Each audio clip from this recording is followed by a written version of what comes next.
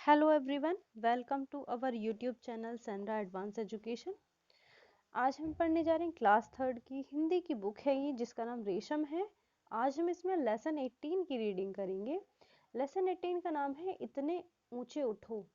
इस लेसन में एक कविता दी गई है जो बड़ी अच्छी कविता है, अर्थबोधक कविता है, जिसके माध्यम से हमारे विचारों में परिवर्तन आएगा। और ये जो कविता है ये द्वारिका प्रसाद महेश्वरी जी के द्वारा लिखी गई एक बड़ी प्यारी सी कविता है। तो देर न करते हुए शुरू करते हैं आज की इस कविता को। इतने ऊंचे उठो कि जितना उठा गगन है, देखो इस सारी दुनिया को एक दृष्टि से सिंचित करो धरा समता की भाव भ्रष्टि से। जाति भेद की, धर्म वेश की, काले गोरे रंग द्वेष की ज्वालाओं से जलते जग में इतने शीतल बहो कि जितना मलय पवन है। इन पंक्तियों के माध्यम से जो कवि हैं वो कहना चाहते हैं, ये इन पंक्तियों में कवि कहते हैं कि हमें नए समाज निर्माण में अपनी नई सोच को जाति, धर्म, रंग द्वेष आदि जैसे भेदभावों से ऊपर उठाकर सभी को समानता की दृष्टि से देखना चाहिए। मतलब सबको समान दृष्टि से देखना चाहिए। जिस प्रकार वर्षा सभी पर एक समान रूप से होती है, मतलब जब बारिश पड़ती है तो सब पर एक समान सी पड़ती है, किसी पर कम या ज्यादा नहीं पड़ती है, सब पर एक जैसी पड़ती है। उसी प्रकार हमें भी सभी को हमें भी सभी के साथ एक समान रूप से पेश आना चाहिए, सभी के साथ एक जैसा बर्ताव करना चाहिए। हमें नफरतों की आग को समाप्त कर समाज में मलय, पर्वत से आने वाली हवा है एक मलय, उसके समान शीतलता और शांति लाने का प्रयत्न करना चाहिए। जिस प्रकार मलय पवन, मतलब मलय जो पर्वत है वहां से आने वाली जो पवन है और वो शांति और शीतलता लेकर के आती है, उसी प्रकार हमें भी खुद को इसी तरीके से बनाना है कि हम एक नया परिवर्तन लेकर आए, इस तरीके से बहें कि जो शांति और चार तरफ शांति और शीतलता आ जाए। लो अतीत से उतना ही जितना पोषक है, जीर्ण शीर्ण का मोह मृत्यु का ही द्योतक है। तोड़ो बंधन, रुके न चिंतन, गति जीवन का सत्य चिरंतन। धरा के शाश्वत प्रभा में इतने गति में बनो जितना परिवर्तन है। इन पंक्तियों के माध्यम से जो कवि हैं वो कहना चाहते हैं हमें अपने अतीत में हुई बुरी घटनाओं को छोड़कर अच्छी बातों को ग्रहण करना चाहिए। हमारे अतीत में, मतलब इतिहास में जो हिस्ट्री है, इतिहास है, अतीत है, उसमें बुरी घटनाएं भी हुई हैं, अच्छी भी हुई हैं, तो हमें अच्छी बातों को ग्रहण करना है, क्योंकि अच्छी यादें या घटनाएं ही हमारे भविष्य के निर्माण में हमारे काम आती हैं और उनसे ही हमारा एक तरीके से भविष्य निर्माण होता है। जबकि जो बुरी घटनाएं होती हैं वो हमें पीछे की ओर लेकर जाती हैं, पीछे की ओर खींचती हैं। इनसे हमारा विकास जो होता है, जो हमारी प्रोग्रेस होती है, वो रुक जाती है, कहीं ना कहीं उस पर फर्क पड़ता है। वो बताते हैं कि जिस प्रकार परिवर्तन सदैव रहता है, परिवर्तन मतलब जो चेंज है वो सदैव रहता है, उसी प्रकार हमें भी सभी बंधनों को तोड़ करके हमेशा आगे बढ़ते रहना चाहिए, क्योंकि आगे बढ़ना ही जीवन है। तो बड़ी अच्छे तरीके से कवि ने इन पंक्तियों में बहुत सार इनमें दिखाया है और छोटी सी इन पंक्तियों में बहुत कुछ कह दिया है। अब हम अगली पंक्तियों को पढ़ेंगे। चाहे रहे हम इस धरती को चाह रहे हम इस धरती को स्वर्ग बनाना, अगर कहीं हो स्वर्ग उसे धरती पर लाना। सूरज चांद चांदनी तारे सब हैं प्रतिपल साथ हमारे, दो कुंभ को रूप सलोना इतने सुंदर बनो कि जितना आकर्षण है।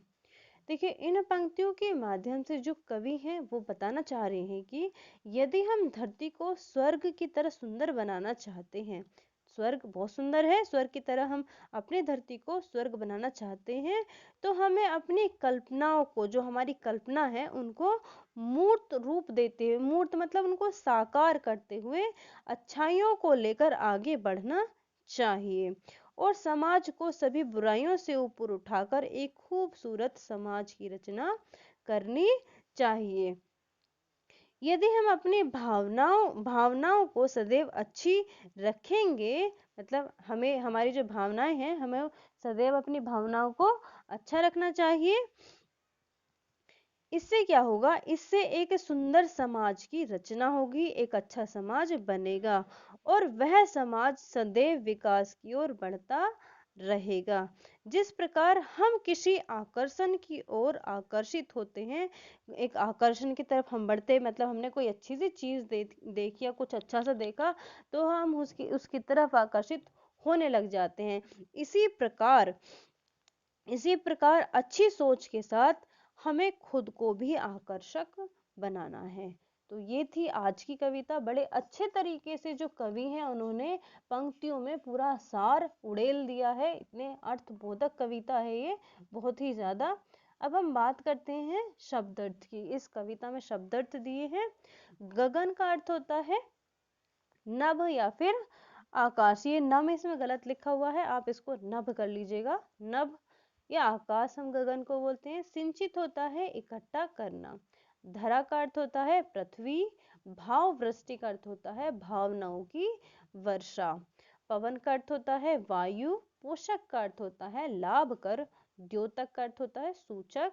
चिरंतन का अर्थ होता है शाश्वत। प्रभा का अर्थ होता है गति और कुंभ का अर्थ होता है घट।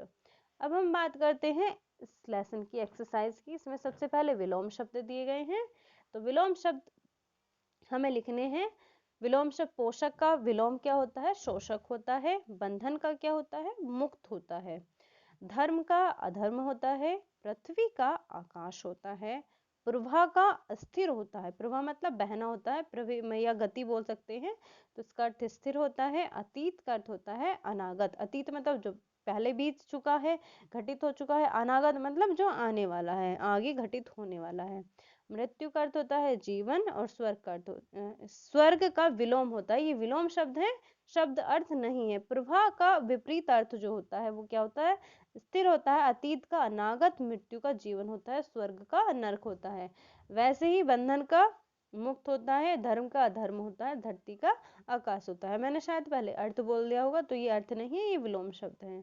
अब हम बात करते हैं पर्यायवाची शब्दों की। पर्यायवाची शब्द लिखने हैं। गगन का क्या होता है, आकाश होता है। सिंचित का इकट्ठा होता है। वृष्टि का वर्षा होता है। सूरज का सूर्य होता है। दुनिया का संसार होता है। धरा का पृथ्वी। प्रभा का गति और जग का संसार होता है। अब इनमें वाक्य प्रयोग करने हैं। देखिए, भव भ्रष्टि का हम एक दो वाक्य आपको दिखा देंगे करके, वाक्य बनाने हैं। भव भ्रष्टि का लिख सकते हैं, हमें धरा को भव भ्रष्टि से सिंचित करना है। शीतल के लिए वायु बहुत शीतल होती है, तो हम इस तरीके से इसको कर सकते हैं। इसमें आगे लेसन में कुछ वो दिए हैं भाववाचक संज्ञा। भाववाचक संज्ञा में कुछ शब्दों को बदलना है। जैसे शीतल है तो शीतल का शीतलता हो जाएगा। जीवन का जीवन पर्यंत यह हो जाएगा। इसके अलावा पोषक का पोषकता हो जाएगा। तो ये कुछ भाववाचक संज्ञा है, इनकी पीडीएफ आपको मिल जाएगी। Thank you for watching this video अच्छी लगी हो तो वीडियो को लाइक करना और कमेंट करके हमें ज़रूर बताना। और साथ ही साथ अगर आपने अभी तक हमारे यूट्यूब चैनल को सब्सक्राइब नहीं किया है तो चैनल को सब्सक्राइब करना ना भूलें, बेल आइकन पर प्रेस करना ना भूलें, जिससे आपको नई वीडियो की नोटिफिकेशन मिलती रहे। Thank you.